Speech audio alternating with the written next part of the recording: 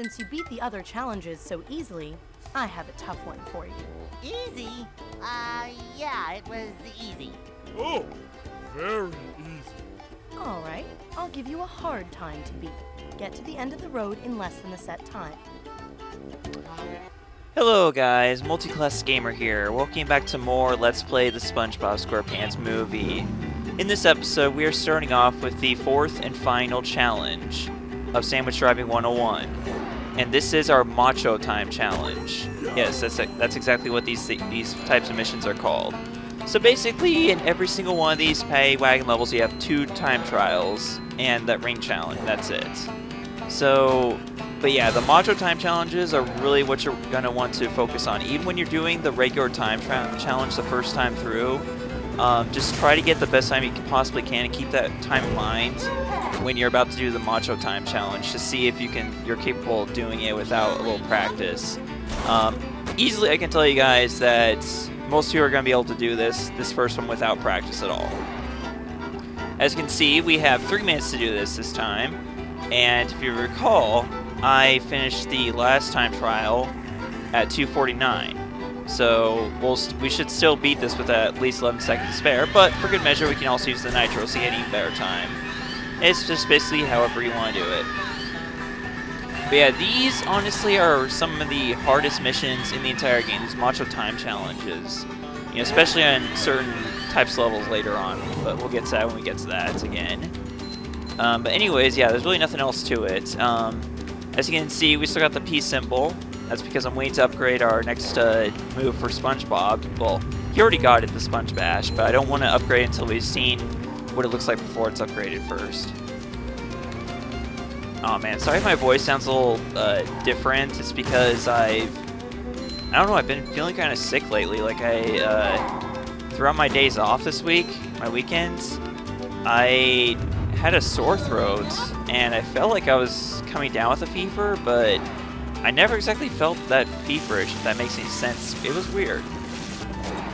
Because I don't really have a thermometer. I don't really have a way of officially knowing that I have a fever, but I can tell, like, by how I feel whether or not I have a fever. I've grown, you know, after 21 years of life, I can tell by this point what a fever feels like, so, you know, that's not really something I worry about.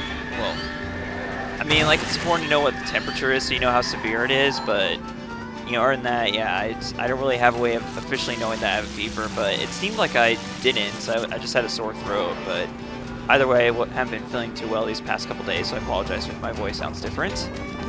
So look at that, we're going to beat our last time, too. And 2:42, not bad. 18 seconds to spare. You did it! So you're probably wondering, what are you able to do after you've beaten all the challenges? Well, we're about to find out. You can try and beat your best time on this road. As far as I know, the only reward for beating your own best time is a bunch of manliness points. I don't remember exactly how many, but I'm not going to do that right now because we, my friends, have ourselves a new platforming level to start, 3,000 miles to Shell City, so we're going to do that right now. I'm not going to worry about being my best time, however, you can do that if you want to. Post a video response, it's up to you. I mean, like, I know video responses aren't necessarily a thing these days anymore, but, you know, you would just send the video to me. Whatever. It's up to you. Anyways, here we go. Topple a trio of towers, and also there are 3 treasure chests, and also, I guess one more thing to point out is that this is the first regular platforming level of the game. What I mean by that is that there are 6 Goofy Goober tokens, which is how it's going to be from this point on in every single platforming level. And I should also point out that if you are not able to earn your new move upon entering these levels, you will not be able to advance. You will never be able to advance because the entire level is designed around the new move that you get. It always is. So this level is designed around SpongeBob's Bash move. So I'll show you what it looks like right up the bat. That's basically it right there. It just, you know, SpongeBob makes a boxing glove appear out of nowhere and he punches whatever's above him, and it'll allow you to flip this platform over and allow you to progress further into the level. One Easter egg I'd like to show before doing so is this. Look behind you before starting a level. These guys from the movie, remember them? They're just gonna stand there laughing at you, and they'll even like say a couple lines of dialogue if you like stand there long enough. So, anyways, before we move on, let's upgrade SpongeBob's bash move right off the bat. I didn't mention before, but to upgrade moves, you go to the upgrade screen, you go to Z, and that will bring up your list of moves and your health. I'm gonna make health last priority for upgrading in this Let's Play. So I'm not going to be upgrading SpongeBob or Patrick's health until we have all of their moves upgraded.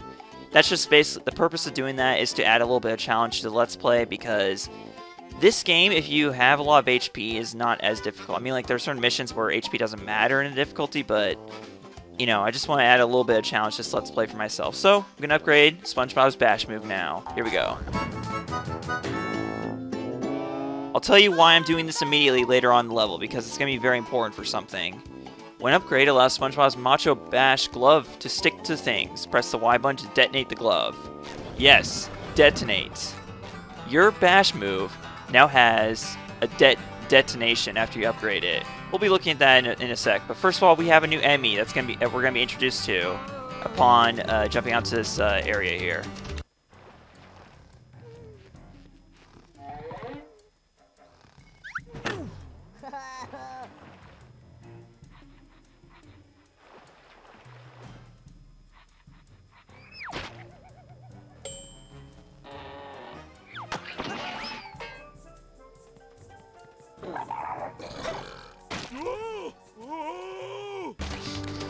That, my friends, is a flinger. That is our next new enemy of the game. Basically, they fling gross goop at you, and the only way to defeat them is by using SpongeBob's bash move. Or you can also, if you have SpongeBob's karate spin or Patrick's star spin upgraded, you can reflect their projectiles back at them. And that's typically how I defeat them. But it's more fun to use SpongeBob's detonating bash move on them. As you can see, when you use the bash move now when it's upgraded, it sticks to something. Like, it doesn't destroy it immediately. And it starts to blink, and after a few seconds it explodes. You can actually make it explode instantly just by pressing Y, by the way. So just letting you know that. So that is pretty awesome. It does obviously it does a lot more damage in the process, and overall it's just a very nice move. Here we have this level's rendition of the Slammer. So there you go. Why he wasn't featured in that first Combat Arena challenge, I have no idea, because they had this level's variation of the Fogger, so I don't know what's up with that, but whatever. So, anyways, here we go. Press Y immediately, because we're going, and this one is actually kind of timed, this first platform here, so be careful. Yeah, we got two flingers here. I'm going to destroy these guys by using the reflector. Also, somebody wanted me to point out that in addition to reflecting projectiles, the karate spin and star spin actually does extra damage too. But it should be pretty obvious by the fact that it's red instead of pink or whatever when it like originally was. That should tell you right off the bat it does extra damage. Okay. Because red is more damaging than pink, as we all know, folks. So anyways, we've also got these new types of Plan Z crates, what they're officially called, I do believe. These ones are basically boxes full of balloons, but hey, any amount of them you can destroy is good because they give you a bunch of manliness points for doing so. And those are the regular Plan Z boxes we ran into in the first level. But yeah, nothing else special here. Here's our first time seeing the Foggers in this level. Yeah, they look exactly like they did in the Combat Arena. Now, if you go over here, there's actually a secret treasure chest. This one took me many years to find, actually, believe it or not. I never thought to go around back here, but lo and behold, there's a treasure chest right here. Also, let's take a look at what extras we've acquired, because we've actually acquired quite a bit, so there's probably different types of extras I should tell you guys about real quick. Save the money first! Okay, so we've got actually our first concept art pack, actually. This is the SpongeBob art pack. These I will be showing at the end of Let's Play. I will also be showing the sound packs. This is the Bad Guys sound pack. And once again, another movie trailer. I cannot show those for copyright reasons. Then we have another cosmetic change. But other than that, that's pretty much what we've got so far. You gotta earn your extra Now, points, me boy. there are actually a total of 8 art packs and 9 sound packs. So I've told you guys basically how many there are of each extra, so the other ones I mentioned were, I believe, in the first or second episode? I don't remember. But at any rate, so let's continue on with our adventure here.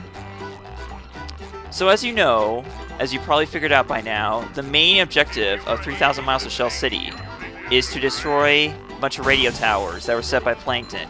Here's the very first one right here. I believe there's a total of 3 of them in this level. I'm not totally sure. I don't remember exactly, but I believe there's a total of 3 of them. This guy right here, this Slammer's creating a problem because I don't want him to be close to those boxes if I use the Macho Bash move on him. So we're going to... Aw, shoot. Wait, I still might be able to do this. And also, you only want to destroy the bottom crate here. Because, oh wait, no. Ah, shoot, I messed that up. I'm not going to be able to get that Manly's point up there, unfortunately, at 10. And my capture card's kind of messing up here a bit. Hold on. Okay, so to destroy the radio tower, you have to hit the button that's next to the generator. So there we go. And that will destroy the generator, and said debris from said generator will destroy the radio tower. How? I have no idea. How this happens, I also have no idea. It's SpongeBob logic for you. Either way, yeah, it usually ends up creating a bridge for you or whatever. It's usually what these things do whenever you destroy them, because that's your incentive to destroy them, is the fact that they allow you to progress further on through the level. Okay, so here we have some mind-controlled jellyfish. It's actually kind of interesting to see that Plankton's not only, you know, mind-controlling the citizens of Bikini Bottom, but also its animal citizens too. As you watch, you know, in fact, when you watch the movie, you notice that he mind-controlled Gary as well as the residents, even though Gary wouldn't have done anything either way if he wasn't mind-control. Well, I don't know. I guess it's up to you guys to decide whether that's true or not. No. Me neither. Oh man, I love you guys. So yeah, that's the second time you'll see him in this level. You actually see him come across him 3 times, so but you might miss the first time actually. Wouldn't surprise me. Most people miss him the first time. We got some more Manly's points, and over here we have a new type of challenge that we're going to be seeing quite a few times in the game. There are actually a total of 4 of these types of challenges. These are sponge ball challenges. So just simply press R to be warped to the arena. Just like with combat challenges. You will always be SpongeBob during these challenges. And the sponge ball originates actually from Battle for Bikini Bottom, if I'm not mistaken. So this is basically how they integrate it into this game, is with a series of obstacle courses for it. Which is pretty cool. Like I said, there's 4 of them in the entire game, and they get progressively more difficult as you go through each one. Okay. Those red platforms will immediately, almost immediately actually, collapse under you. Watch out for the propellers. These crates will typically just move up and down or whatever. They're pretty simple to figure out. In fact, this whole first course is actually not that bad at all. I think this might be the worst part right here, is when this thing right here, but yeah, it's easy to get around. Yeah, you don't really have much to worry about this first time around, but yeah, these things do get pretty difficult later on. They do figure out ways to make these like extremely difficult. You could easily, I could see someone easily falling off of this also the first time through. This last thing over here, where you have to time it so you don't hit the propeller, you guys have no idea. Like, you'd be surprised how much trouble I had with this one.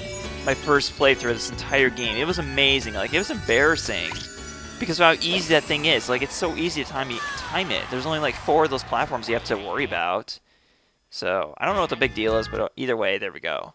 That's 9 Goofy Goober tokens. Now, you can, if you want to, come back to these challenges, and you will be rewarded with shiny objects for completing them, so it's a good way to grind shiny objects if you're in need of them later on, or shiny things, or shiny objects. I meant manliness points. Sorry if I ever accidentally say shiny objects. I'm just so used to... I don't think I played this game as much as Battle for Bikini Bottom or pay attention to its collectibles as much, so I apologize if that ever comes out. There we go. Another slammer, another flinger. Now, this first time around, Flingers take 2 hits from their reflected moves, and they would also take 2 attacks from the regular bash move. But the Macho Bash move kills them in 1 hit, but yeah, reflecting their attacks back at them takes 2 hits. There are later renditions of them that will take like 3 or 4 hits, I think, from their projectiles. But the thing is, I don't think there's actually any other. Actually, no, I'm wrong. There is actually a different variations of slammers, but you'll rarely ever see different variations of them. Just so I point that out.